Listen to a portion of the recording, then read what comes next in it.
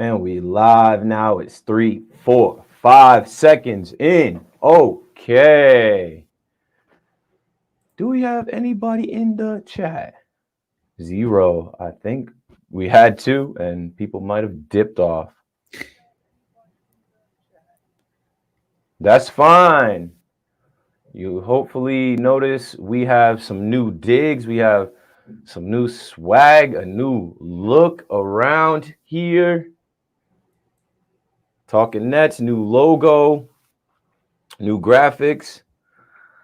Episode 130 coming your way. What up, Michael Allen Skeen? Loyal Nets fan since 1999. I would guess that in your profile picture that's a Nets hat or a Nets shirt.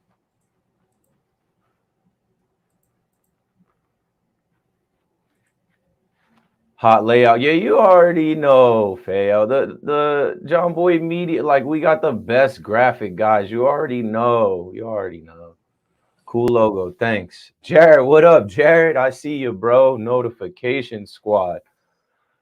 This is Doug. We're going to start because I'll probably rock till 6:30. We got a lot to talk about, but really nothing to talk about. It's game one. It's the first game. So this is just overreactions to last night. And I'm glad that I waited on Doug and I waited myself. I put out a poll. I was like, what time should we record? 12, 2, 4. And I could have done this alone, but I want to introduce you guys to Doug and get Doug involved with Talking Nets. He'll be one of our rotating guests this season. And he didn't get home and get set up till 5:30, which works out because, you know, there's a lot of overreaction. I've watched a lot of the like ESPN, First Take, whatever, but I've also watched a lot of the Nets fans in different group chats and YouTube podcasts, like instant reactions. And I just think, you know, we gotta slow down and not get too far ahead of ourselves. But we're Nets fans, like. Of course, we're not going to slow down. Of course, we're going to overreact to everything. Of course, we're going to, be calling for guys to be benched and for Steve Nash to be fired and what was going on last night. So, all right, let's get into it. Let me make sure my speaker is good. We got voicemails. You guys in the chat it up, but save the questions for later. We will get to the questions later, and I will count us in. We are recording. We are live on YouTube, and you know how we do this thing. Okay, so I will give us a quick opening, play the intro song, and then we'll do what we got to do out here. Ready? In 5, 4, 3, 2, 1. Talking Nets, episode 130. Special guest Doug Barak, Brooklyn Nets superfan, Brooklyn native. The BK Block Brooklyn Brigade, you should know who this guy is. He's the most recognizable Nets fan out there. He's in GIFs. You see him on the Yes Network. I just saw him do a sports walk, which you guys should check out on YouTube. I'll get the link up for you guys to see. Doug Barak joins us today. Obviously, there's only one thing to talk about. Last night's game, I didn't do a season preview on purpose. I saw a lot of people doing season previews. I'm like, we don't need to add another one to that. And you guys know I'm not the type to be like, here's who's going to start. Here's what we should expect because you can't predict these things. But last night, pretty quickly, I predicted that we were going to struggle because we struggled from the jump. So we'll talk about that. We'll talk about everything else going on in Nets world. Talking Nets. Let's get it. Brooklyn, we go hard. We go hard. Brooklyn, we go hard. We go hard. Brooklyn, we go hard. We go hard. Brooklyn, we go hard. We go hard. Brooklyn, we go hard. We go hard. Brooklyn, we go hard. We go hard. Brooklyn, we go hard. We go hard. Brooklyn, we go hard. We go hard. Brooklyn, we go hard. We go hard. Yes, sir. Welcome back to Talking Nets, episode 130. Keith McPherson joining you on Wednesday afternoon, getting to the evening hours with special guest Doug Barak. Doug Barak, can you say what's up to the people that might not know you, who might never seen you on Twitter GIFs? Well, what is up, Nets world? Doug Barak here, kicking it live from Gowanus, originally from Carroll Gardens, Brooklyn, New York. You can hear my accent a little bit.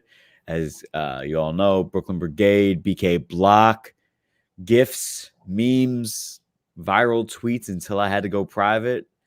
It's a vibe, but Nets fan since the Brooklyn era, and I'm here to stay as long as I'm alive, which is, we'll see. Hell yeah. GIFs, GIFs, the BK Block, the Brooklyn Brigade, super fans. I don't know if it was you that read this comment, but there was a comment last year that popped up somewhere, and they said something like, this ginger loves basketball. He's a real Nets fan, not a bandwagon. Like, look at his face. I think it was from like a playoff game or something. I'm like, yeah, they pegged this guy right. Yeah, no, definitely. I remember the time with UK Nets were like, oh yeah, you know what? I didn't even realize that was you in the GIF. I was like, we talk all the time. How do you not recognize me anymore? But no, shout out to my dad for being part of that moment. Love that connection we brought together. As Keith mentioned, there's a lot you can learn about me, but it all goes credit to my dad, who's an ABA fan. But I was playing video games when he's been watching the J-Kid era, so I missed out. Sucks to suck. Shame on me. Counter-Strike Source was fun, but BK all day. I'm here now, and not looking forward to any games I have to miss because we're in the best time of our life right now. Take out your passports because we're going around the world. Facts. Nets World Tour. I did catch when you said that on the Sports Walk. I was like, damn, I got into the Nets, and you could have been watching the Nets, but you opted into the video game world, and I actually got out of video games at age 12 and more into watching sports. And one of the teams that I took on around that time was the Brooklyn Nets. So we have some weird type of cross in the Nets world universe. And here we are now. We obviously connected over the last couple of years through Nets Twitter. If you guys aren't on Nets Twitter, I don't know what you're doing. You need to make an account. Even if you're an anonymous account with a James Harden pick, it's all good. Come through and talk Nets. But without further ado, we need to talk Nets. First, two things on the news and narratives. There's not really much time for news. There's not really much time for narratives. But I want to mention Kyrie Irving now and just be done with that for the rest of the episode. He didn't play last night. There's not much to mention around Kyrie, but I laughed and it actually made me smile this week to see a little TMZ sports clip of Kyrie Irving playing touch football at West Orange High School, carefree, running routes. This is an NBA All-Star. This is a Brooklyn Net, a current Brooklyn Net that is just doing other things, enjoying the weather, enjoying his life right now as this complicated situation has evolved. Doug, what did you think when you saw the boy Kyrie out there running routes? I didn't even watch the video. TMZ, like, I try not to. It gets weird at times. I mean, sometimes it's crazy when they actually break news. It's disturbing that they're like ahead of the game at times, but like you can let him live at this point. Yeah, we want to see him hoop, but he's got free time. The Nets made the decision. They were firm. I respect it. They didn't play around with it. Hopefully things change, but not because the Nets decide to, I don't want to say give in, because it's not like it's like a demand, but you never know. Hopefully our situation around the world, which affects obviously on the local level. The Ben Simmons thing is another thing I would love to quickly talk about. Save that for the end when we talk about the Philly game coming up. Yeah, I would like to say that Kyrie, in comparison, without really speaking about it, is not really a distraction. We're more of an in-house team, and I respect that. Whether or not they feel a certain way about Kyrie on the inside, I'm glad we don't hear about it. But I'm glad he finally spoke. I didn't watch the 20-minute Instagram live. I got the gist of it. Thankfully, I didn't get the gist of it from our talking heads. I got it from the people I know who really, truly respect, like, see him as a hooper, see him as a humanitarian, because I'm not going to let that take away from what he is. I would love for him to get vaccinated because it's bigger than basketball. The mandate sucks, not because there is a mandate, but because it's not equal for those other players who are not vaccinated. So we'll see. Maybe the new mayor, maybe COVID will get a better handle on, but I would love him back. Whether or not him being back last night would have changed the results, I don't know, but we'll talk about that later. So I hope to see him back, whether that's a couple weeks, couple months, hopefully well before the playoffs. But I do not think this is the end of Kyrie Irving after his Instagram Live. I feel a lot more optimistic that something will change, whether that is his vaccination status or city mandates. We'll see. But Keith, back to you. Yeah, we will see. And there's a lot of time. This is game 1 out of 82. This is going to go on for 8 months. We got plenty of time. And moving on to our next part of our big three, we talked about Kyrie. Let's talk about Harden next. James Harden did not sign his extension, obviously, because he stands to make a lot more money next year. Why would he extend right now and cost himself millions of dollars? So I say that to say this.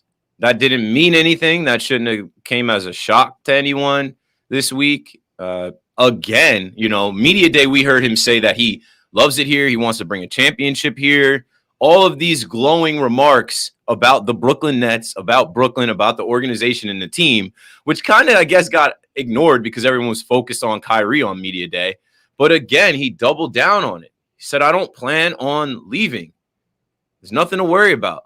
I love it here. He said, honestly, I'm just focused on getting healthy, getting my body right, and then preparing for a great season.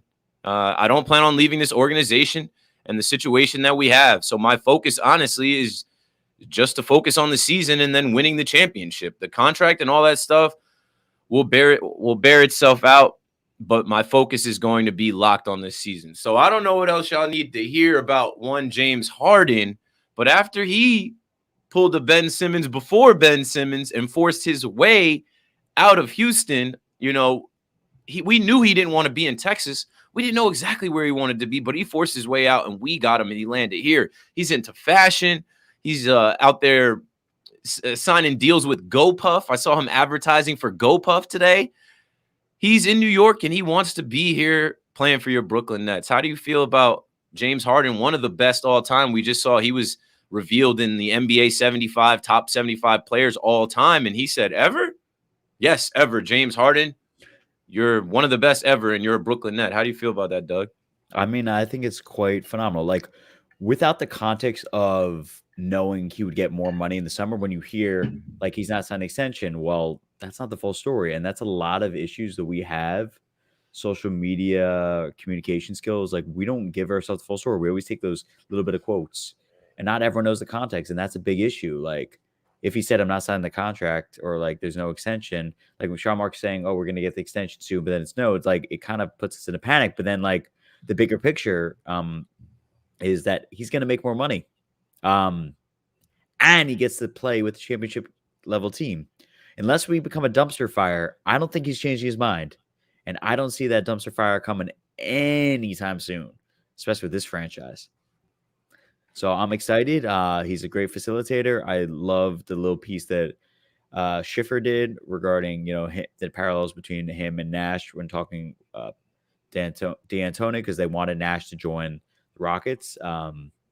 It's not surprising that Harden is in 75 because he did a lot. You saw once he left the Rockets, they became a dumpster fire. They really needed him. Yeah, his style of basketball was tough to watch at times, always fouls or whatever. But he's a certified scorer. He's an amazing passer. Still would like to get the turnovers down a little bit, but we're still feeling each other out.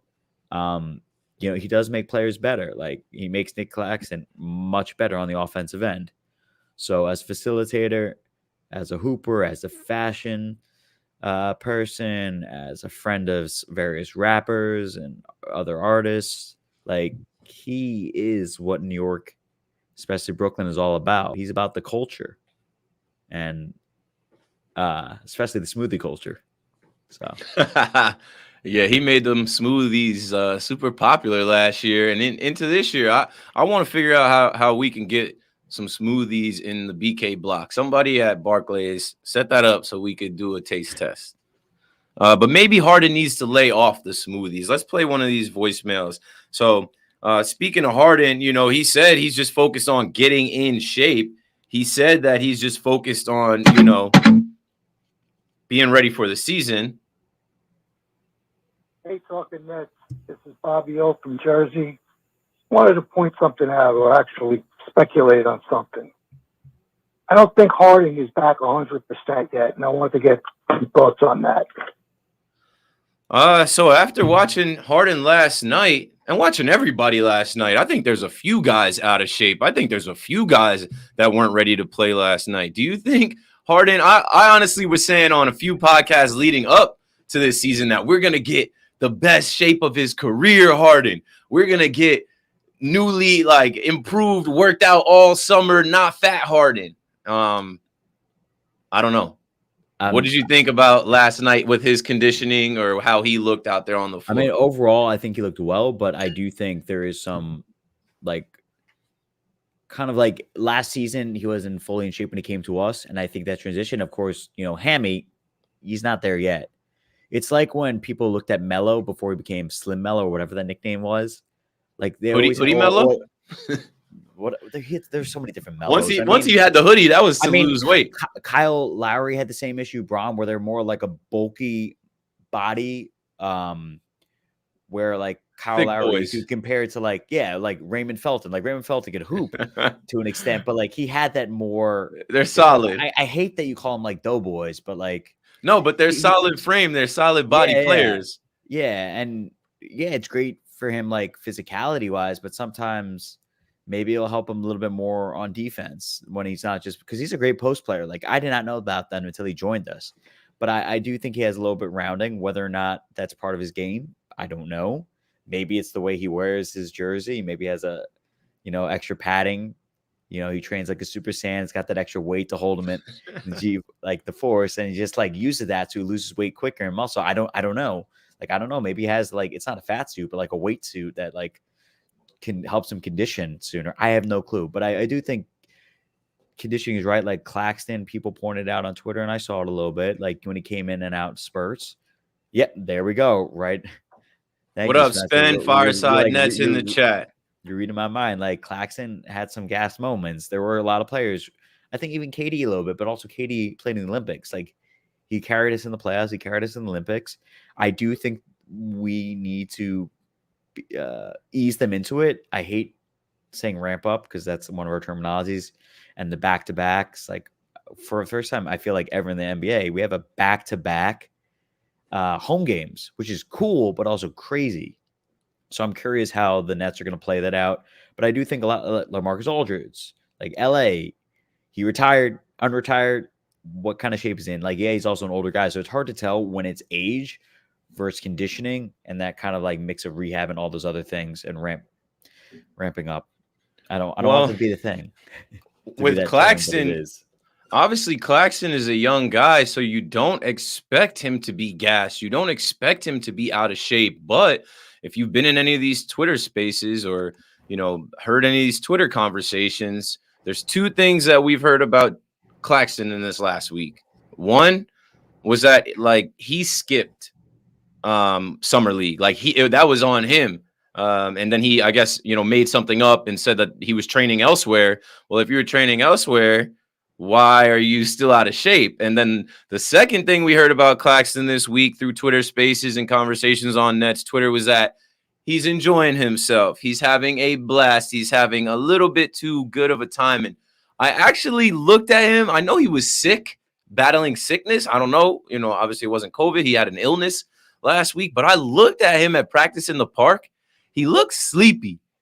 And practice in the park, it was like, I don't know, 2:30 in the afternoon, 3 o'clock. I'm like, why does Claxton still look like he's sleepy? Like he just rolled out of bed. I'm like, oh, maybe he turned up last night, had a little bit of the hangover, slept in till 12, rolled out of bed. But I don't want to speculate too much, man. Let's get into the game. I put it off long enough because it's just game one, and I don't want to spend too much time talking and overanalyzing it. But we can laugh at it now. It's behind us. The Nets start off 0-1. That's normal, ain't it, Norman? The Nets have lost. Okay, so I wrote down the Nets lost 7 straight opening season games. Like the opener, we're used to losing those games. We lost 7 years in a row until last year when we beat the Warriors. And then we lost again. So we've lost 8 out of our last 9. This is normal for us Nets fans. And I know there's a new influx of Nets fans that aren't used to losing. And I know there's even some Nets fans that are have been here and they've gotten so accustomed to winning.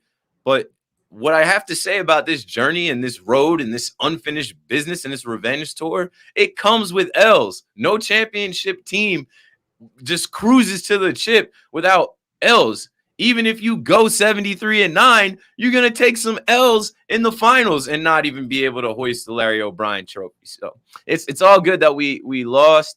We're going to lose a lot of games. Like, it's just part of it. And when I say a lot, I don't mean we're going to lose 50 games, but like, we're going to lose games where you're like, damn, wish we got more out of them. Wish it was better. So the Nets lose 127-104 to the Bucks on ring night in Milwaukee at the Fiserv Forum. I hate Wisconsin.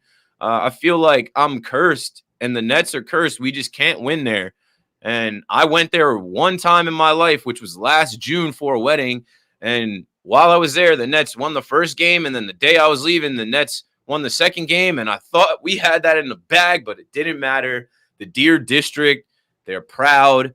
And here's, Faye, I wanted me to explain this because I'd rather talk about this more so than the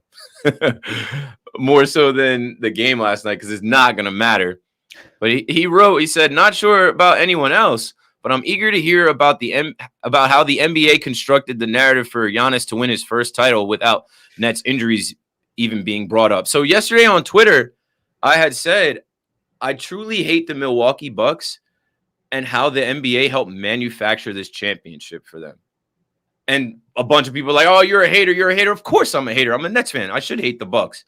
But no hate aside, I'm like, I will leave out the fact that Harden had a bum hamstring. Leave out the fact that Giannis came under Kyrie and he twisted his ankle. Giannis is the Greek freak. He's an international superstar. If you listen to Adam Silver, he just had his media day a couple days ago, and he talked about how the NBA is a global game, number 2 behind football, soccer. Okay, the NBA has been trying to be a global game for decades now, and they're there 75 years in there. They are there. There are superstars like Luka, right? There are superstars like the MVP of the league, Nikola Jokic.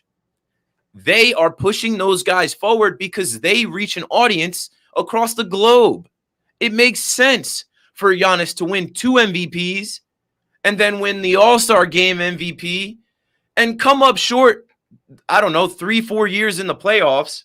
And then this year, the first year after the pandemic, after the scamdemic, a 72-game season, they are able to go get Drew Holiday.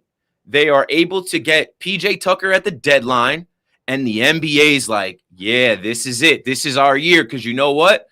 LeBron was out the way. How many finals did we watch where LeBron was in it? I think he was, before last year, he was in like 9 out of the last 10. Okay, so LeBron is out of the way. He's not with the Cavs. He can't clog up the East and stop Giannis. He's in the West, and the Lakers got bounced. They're not doing it.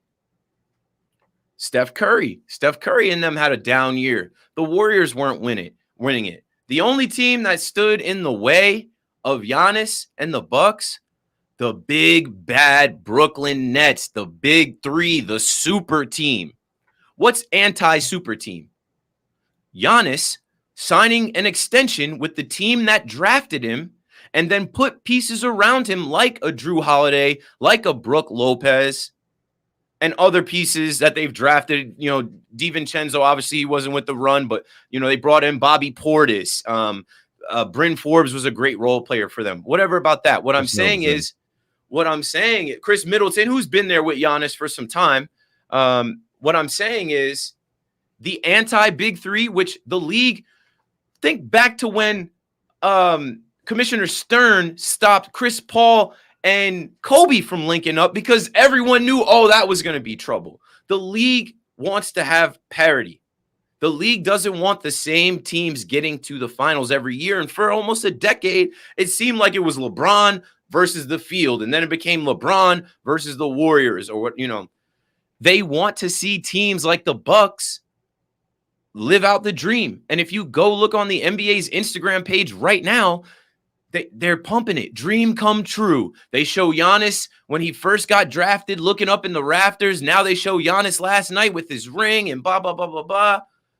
These guys get to play a brand of basketball that nobody else gets to play. I know y'all watch this, and I saw all these nerds from Wisconsin in the mentions of Talking Nets yesterday because one of the last tweets I said was, is nobody else seeing this? There are fouls and there are no calls. The Milwaukee Bucks get to have their way. Patty Mills comes down the lane, boom, he's bumped, no call. That turns into points for the Bucks. There are plenty of examples. You saw how PJ Tucker was allowed to guard Kevin Durant last year.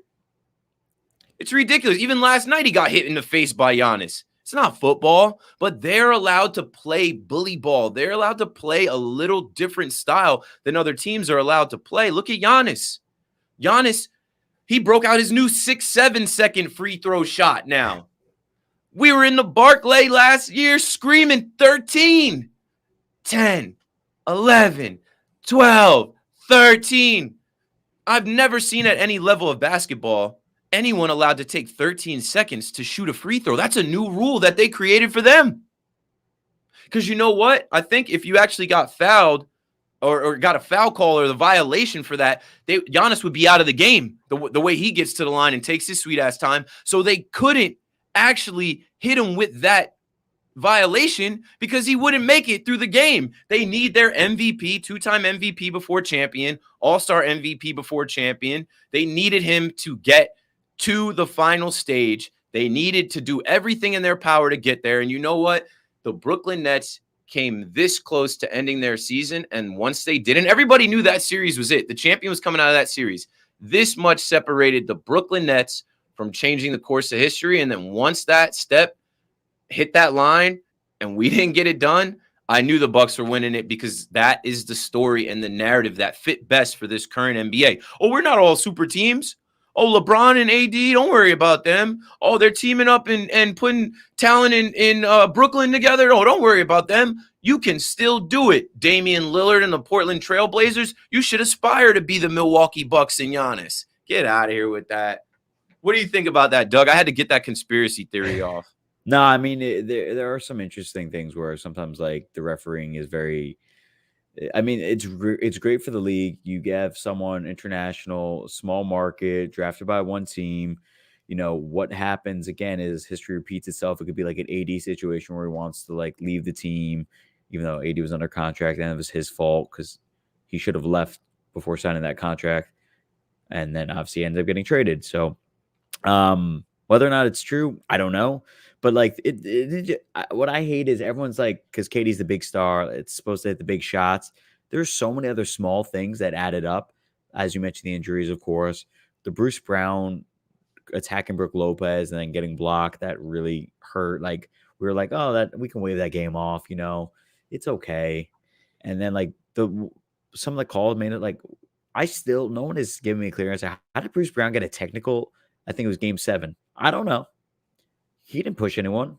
Different strokes for different folks, man. They call the game differently in Pfizer Forum, and they like eat their whistles when we need calls. And I know it sounds weak to say that, but I'm going off of what I'm seeing, yo. I'm like, damn, they get every call, and when we need calls, we don't. And I was surprised. Doug and I were together last night at McMahon's.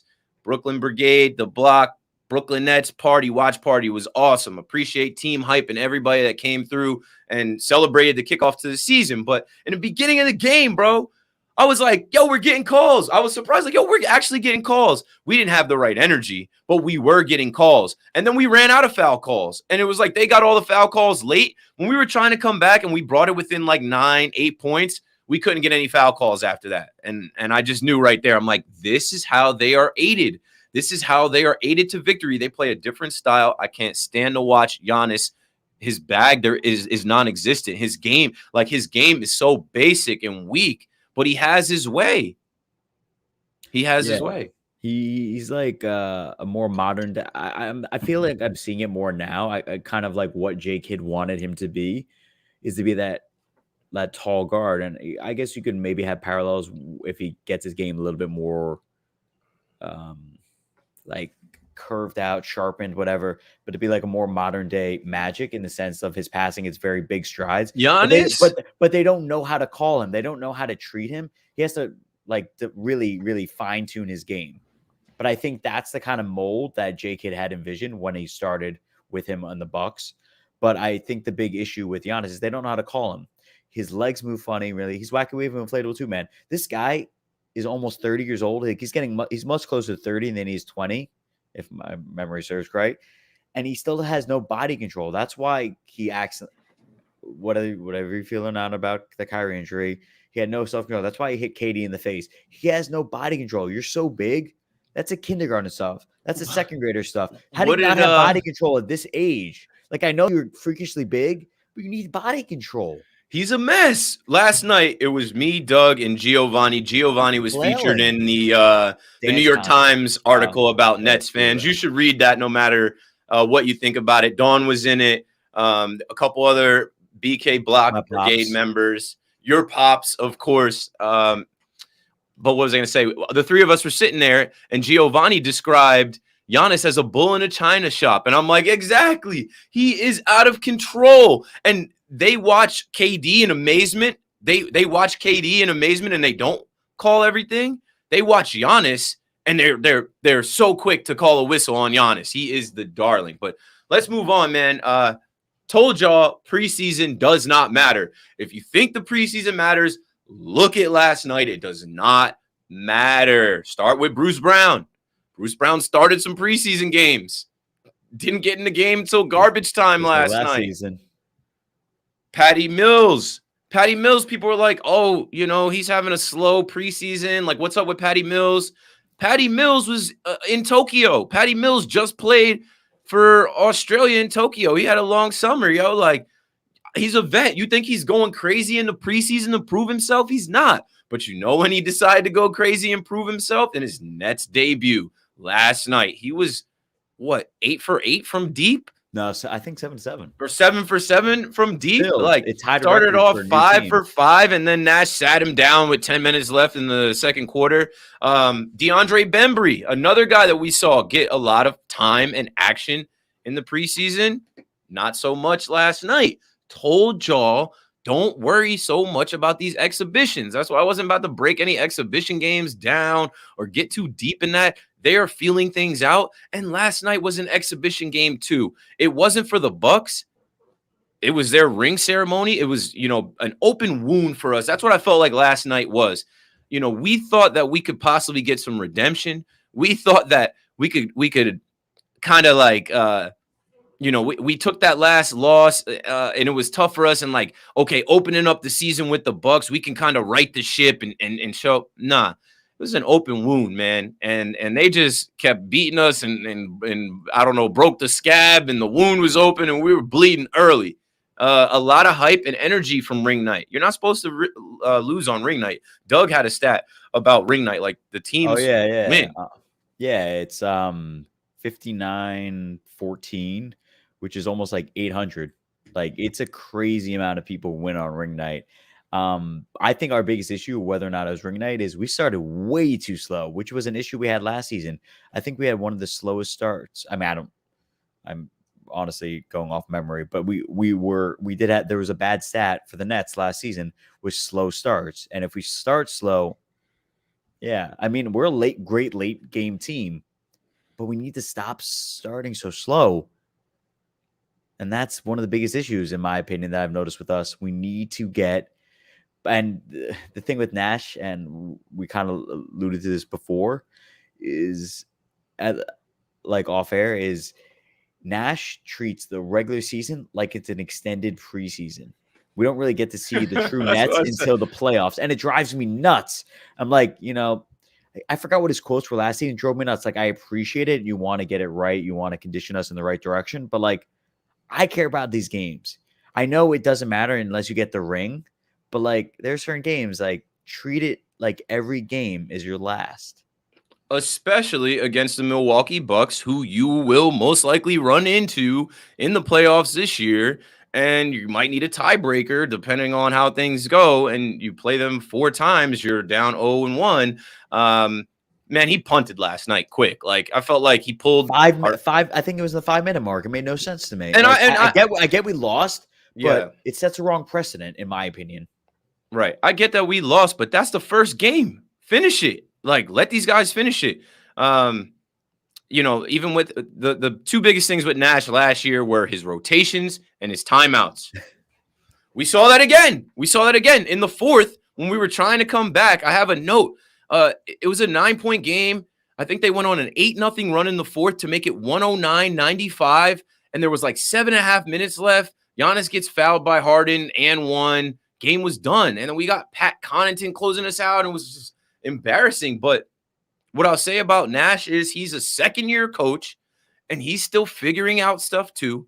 He's got some different coaches around him. No Mike D'Antoni, whatever. Nash, we need you to figure it out faster. Like, we need you to be ready to go quickly. Last night, some of the decisions of who was in the game and who wasn't, off the rip, Nets fans are like, where is Bruce Brown? We need some defensive energy. And I personally felt like Bruce Brown deserved to be in that game. He played in the series last year. I'm sure he's got some PTSD, some frustration he wanted to get out, and he didn't get to play until late in the game. And it was like, damn, how do we forget about Biggie Smalls like that? No, Paul Millsap. Yeah, I mean, Bembry as well. Like, we wanted to see our defensive energy guys. We started with low energy.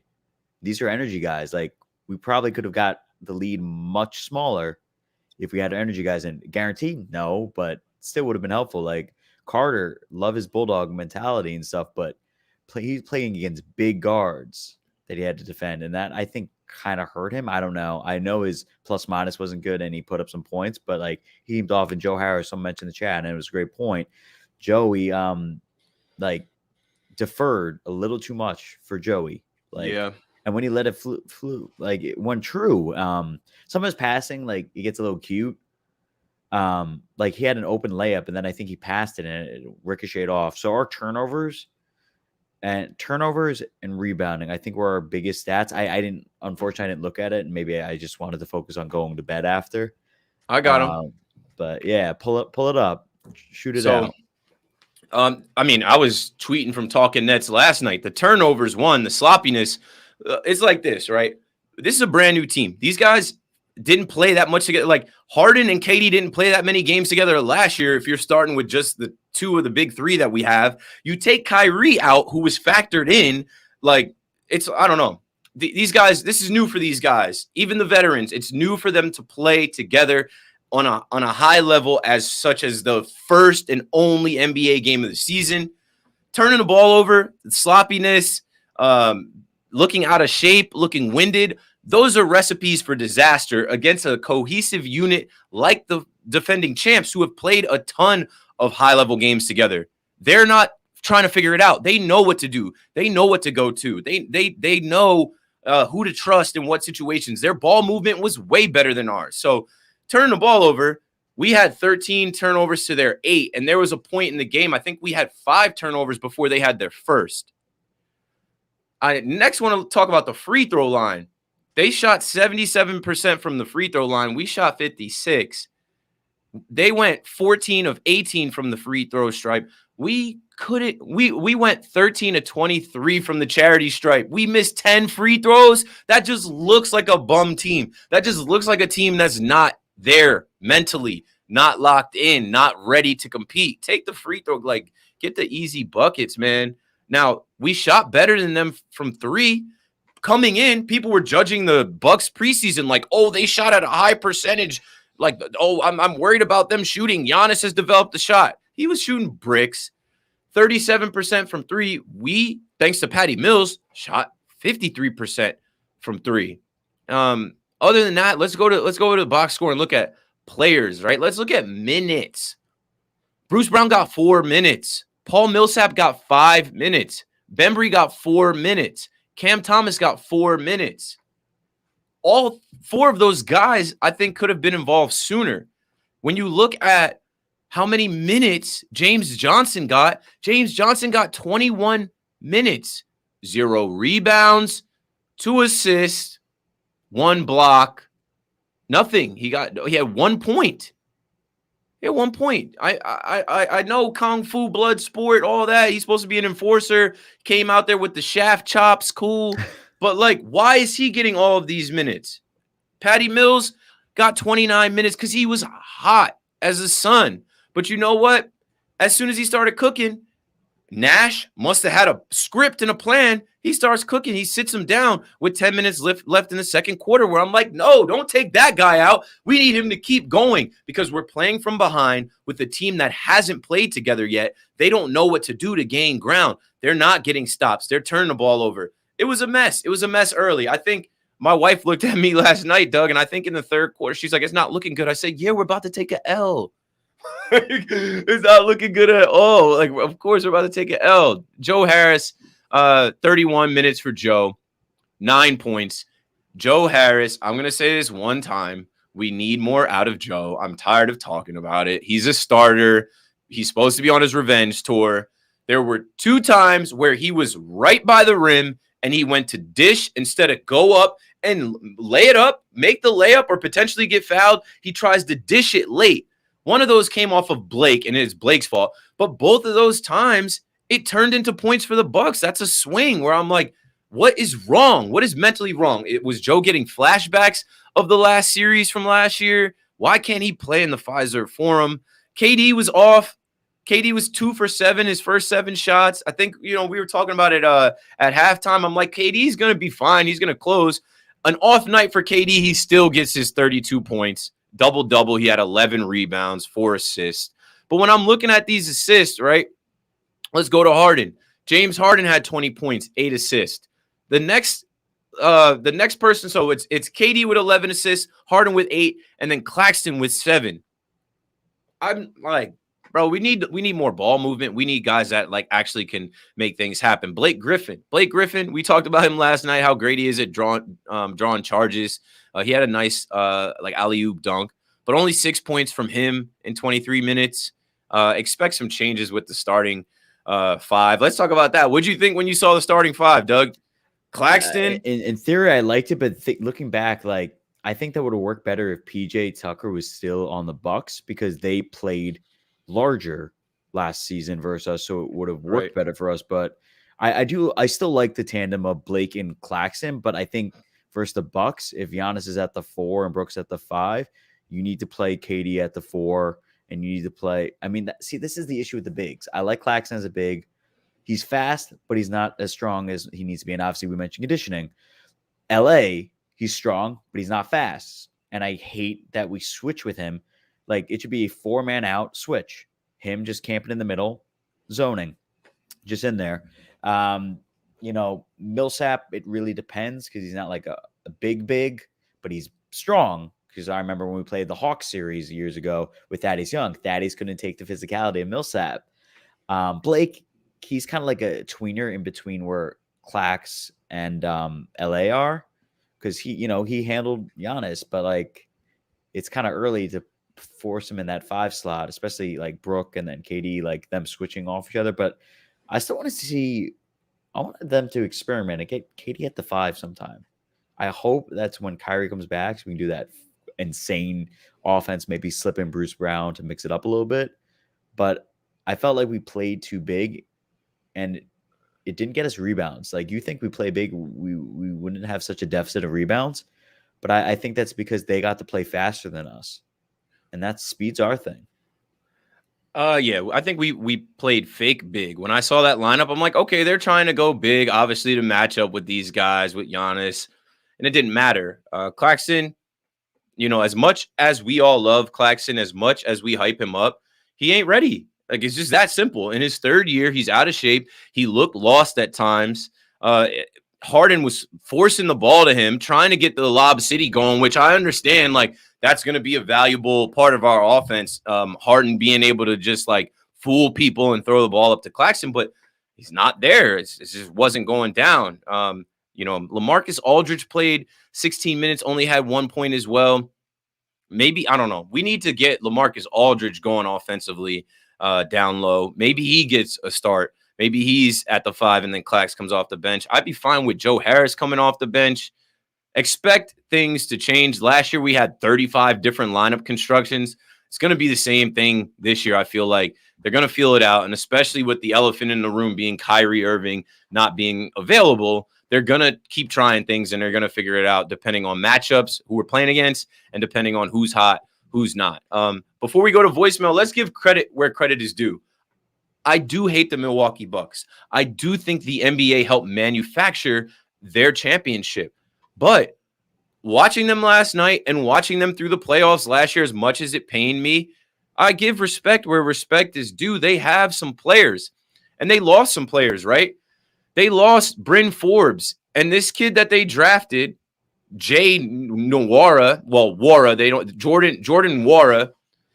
This kid is a second round pick out of Louisville. I never heard anything about him until this year. And he was looking like Bryn Forbes. He had some big shots last night. Now, I'll get to their main guys, but they also have former Duke Blue Devil Grayson Allen on his team now. Another guy that hit some big shots. Pat Connaughton, I mentioned. Pat Connaughton, he's there when they need him to do whatever they need him to do. I mentioned Hill last night. I'm like, George Hill's been in the league like 15 years. And then right after that, we had Iron Eagle on the call, national broadcast, so Iron Eagle couldn't be too much of a homer. But he mentioned George Hill, 14 seasons. Obviously, Giannis is the MVP. We all saw the performance Giannis had in the finals last year. You can't take that away from him. He got his brother Thanasis with him as well, doing stuff. But, yeah, when you get 20 points off the bench from Pat Connaughton and then another 15 from this Jay Warakat, and then obviously they have their big three of Giannis, Drew Holiday, and Middleton. But Drew Holiday got hurt in the first half. When Drew Holiday got hurt, I'm like, that's it. That's what's going to change their offense. That's what's going to change their defense. That is the little tweak in this game that we needed. Nope, didn't matter. Didn't matter at all because we weren't ready. The Brooklyn Nets were not ready to play at this high of a level against a championship team. That also includes one Brook Lopez. Shout out to B-Lo, former Brooklyn Net. Really in a like once a net, always a net type vibe for me. I can't hate Bilo. I was happy to see him smiling and getting his ring and being an NBA champion. Congrats to him.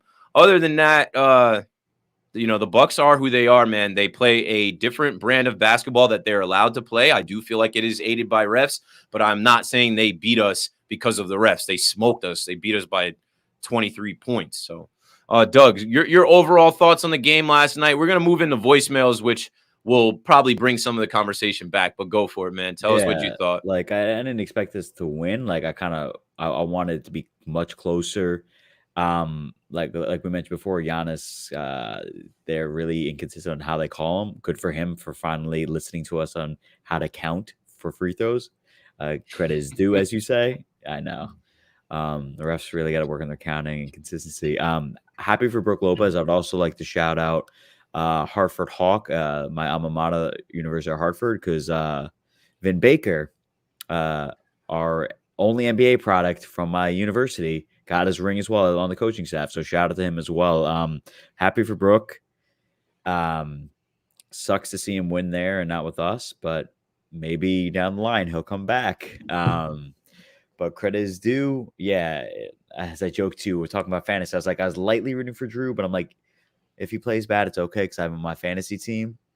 But I really thought it would change things not having Drew out there because you have less small guards because all their guys, like, they had really good ball movement. Our ball movement was decent enough, but the gas was not on. We're running on empty. So I don't know, man. Maybe they got to change up the smoothie recipes.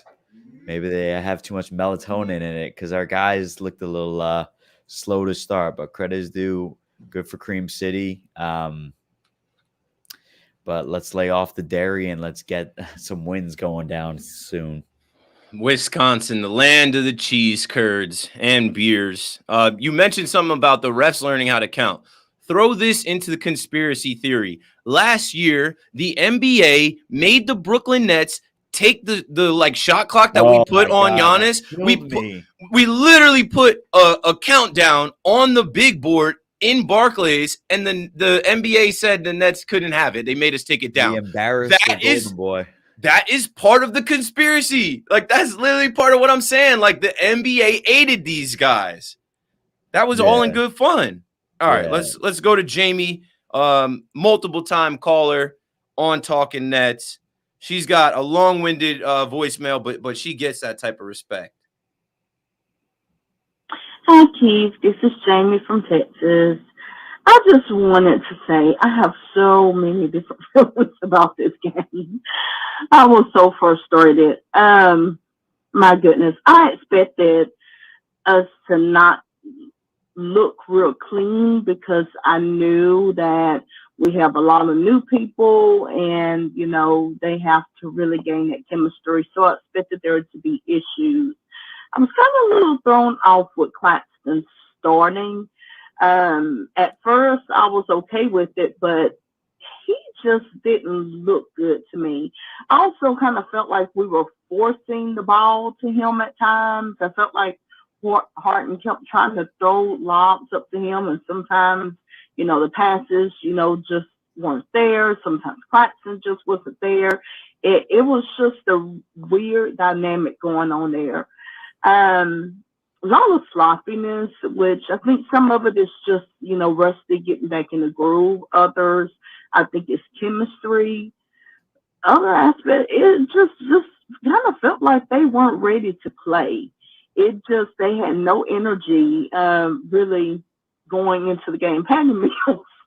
Oh, I'm so grateful for Patty. I'm from the beginning. I've been so excited about his signing, and definitely excited to see more of him. But I hate to say it, but we're really missing Kyrie. We need a, somebody else to do more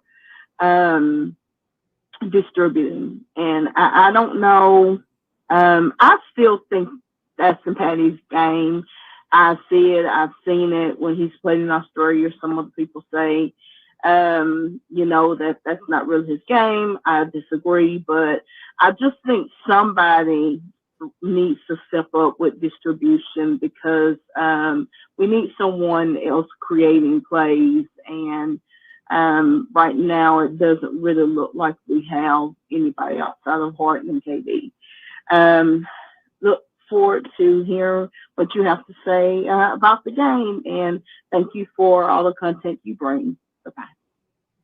Well, pretty much said a lot of what she said. We pretty much talked about all that. Like I said, I was looking at the assists. I'm like, okay, KD had 11 assists, Harden had 8, and then Claxton had 7, and the rest of the guys had less than 5. Like, we need somebody that can dish versus like Joe Harris trying to dish or Blake Griffin trying to dish when they're right under the rim.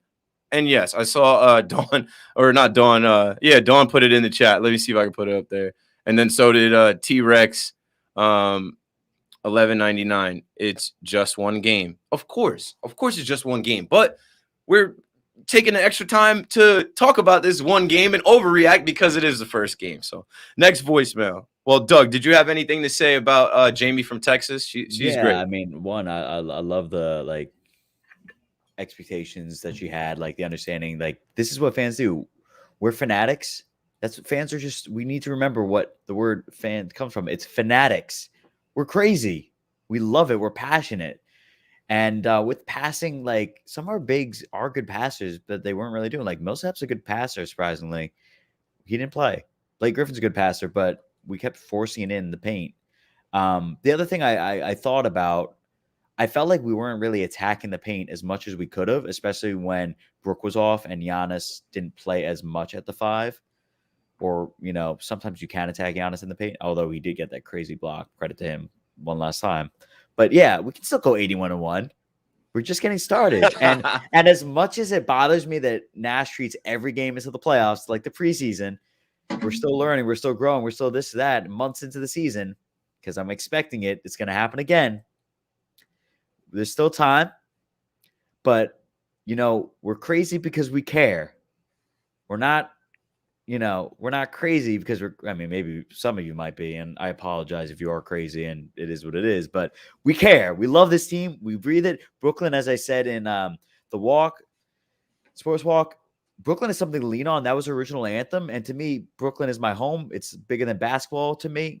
So when jumping back, the Raptors, when they said F Brooklyn, I took that to heart because Brooklyn is my home. So you can say F the Nets. Don't ever say F Brooklyn. Just tangent. But let's listen to what we got next. And hello to my friend Marquisha. What's up, Marsh? What up, Marsh? Keith, my guy, what's up? Big fan of the pod. Huge Nets fan. Followed them over from Jersey. wanted to call in. I think after the game last night, honestly, like we got off to such a slow start, and losing to the Bucks just sucks. I hate that team so much. I think that the way that the refs officiate the game against Giannis is so much different than anyone else in the NBA. Like, I think he gets like LeBron treatment, honestly. It's like, it's so frustrating to watch and just dealing with the Bucks, man. I hate that team. I didn't sit down once during the game yesterday, and I just find the Bucks just, I hate them so much. And I just think we're destined to meet them in the Eastern Conference Finals. But other than that, I think you got to feel good as a Nets fan. I mean, we didn't even play that well. We were down by 19 multiple times, and we were in that game. We just didn't make that final push after being down by like 7 or 8 a couple times. We had to make a couple shots, and we didn't. Too many turnovers. I think James Harden didn't play his best, but you're constantly reminded just how good this team is, for the simple fact we have the best scorer in the league in Kevin Durant. And honestly, I think you got to feel good about Patty Mills. I mean, that dude came off the bench and he just shocked us, and like just with some adrenaline. I think he's going to be a huge factor as we make a playoff run. The dude is he just has so much energy. Other than that, I think Claxton against Giannis was a mismatch. That dude has got to just get more physical. And yeah, man, that's it. You got to feel good. I think the Nets Eastern Conference Finals is a shoo-in against the Bucks. I just think it's destiny. But other than that, I think we're going to scrap the Sixers on Friday. And honestly, I feel great about this team. Let's go Nets. Let's go Nets. Now that's where I want to move on to before we wrap up. Next game, right? You got to turn the page. Last episode, I said preseason is over. Turn the page, man. Turn the page on ring night. We're 0-1. It's normal. There's a lot of teams that are 0-1. The Lakers are 0-1. Tonight, there's going to be some other teams 0-1. The Sixers play the Pelicans in New Orleans. They might be 0-1. So let's talk about the Sixers real quick.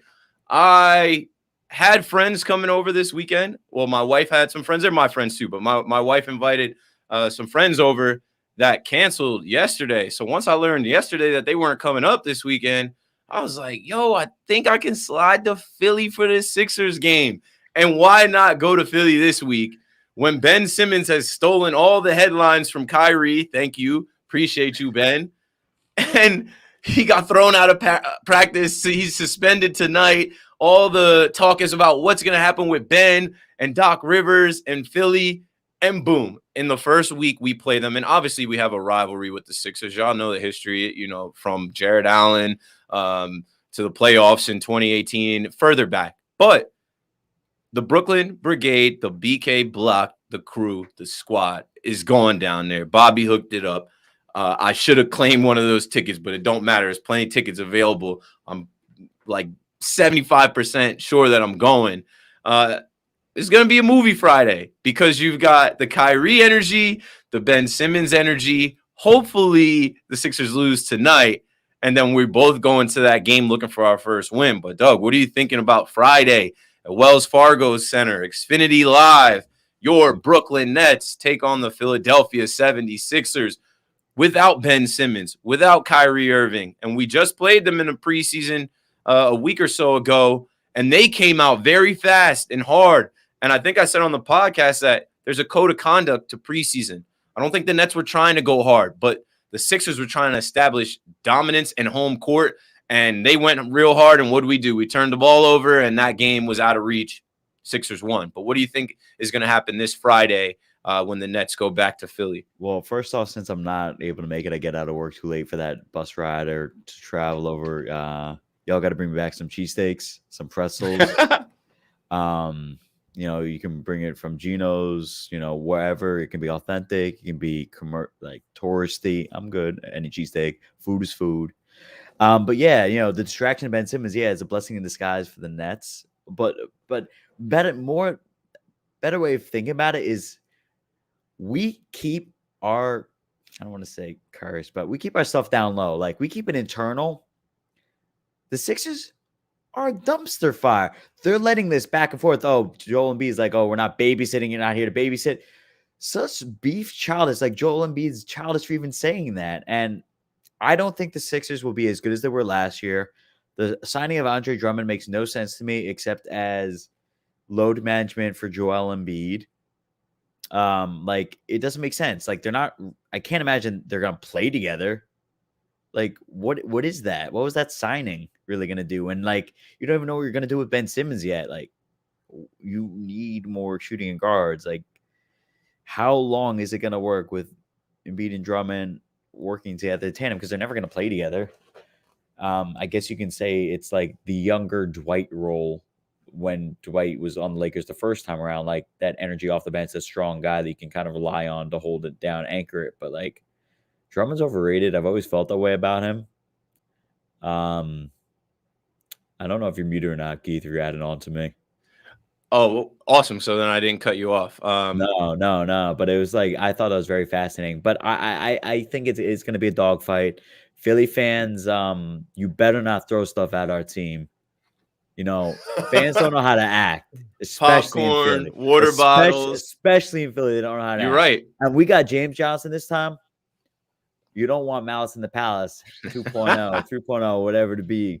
Because with the chops, yo, you stand no chance. Not that I want anything bad happen, separated plans. Like, it's all love, Philly's supposed to be the city of love. And, like, they're throwing popcorn at. Like, I know that's last season, but, man, they don't know how to act with each other. They treat Ben Simmons with disrespect, not saying he doesn't deserve it or not, but Ben Simmons got to grow up. You're not LeBron. Stop putting yourself on the pedestal. Yeah, you're a great defensive player, but stop doing it. Like James Harden, when he forced himself out, he had the pedigree. He did X, Y, and Z. He had the accolades. You're still fresh in the league, bro. You got your defense. Great. But you disappeared. You always do all the jump shot in practice. Use it. Show your value if you want to get traded and get a good package. Right now, I don't want to say grain of rice. That's disrespectful to a grain of rice. No, I'm just kidding. But, dude, chill on your ego. Like, I hate this. It's the clutch sports mentality. Like, that team, the player empowerment era gets abused, and it gives it a bad look. Like, I'm all for the player empowerment, but you do this kind of stuff for the forcing out, but you haven't done anything. Like everyone or people were like 80 can't compare to the KD thing. No, he ring chased too. He's not excused from that. So I think it's a dogfight. Nets still got to figure out the rotations. And like I said, we're going to get frustrated with Nash. We're going to get frustrated with a lot of other things. We're going to grow together. We battled Avery Johnson, the process, not the progress, not the process, whatever we call it. It's growing pains. We hate it because we know our expectations. But, right now we're going through championship puberty right now. It sucks to suck, but it is what it is. Back to you, man. Yeah. We're fine.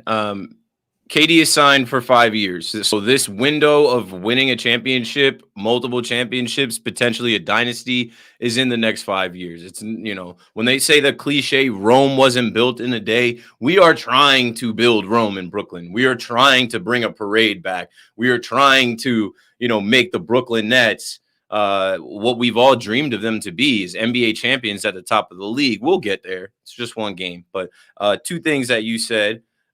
With Ben Simmons and the player empowerment, I think, guys just get confused in their value and their worth, and then teams get confused as far as what they can get for players. And shame on any Nets fans that made a graphic or floated the idea that you could swap a Kyrie for Ben Simmons or are still talking about it as we enter this game that is an option. It's not an option. And I listen to people on the radio, I listen to people on ESPN talk about, they should at least consider it.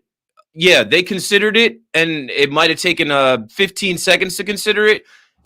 Kyrie Irving versus Ben Simmons is not close skill-wise. We're talking about a guy that can't shoot or refuses to shoot versus one of the most skilled basketball players of all time, from shooting to handles to finishing at the rim, passing the ball.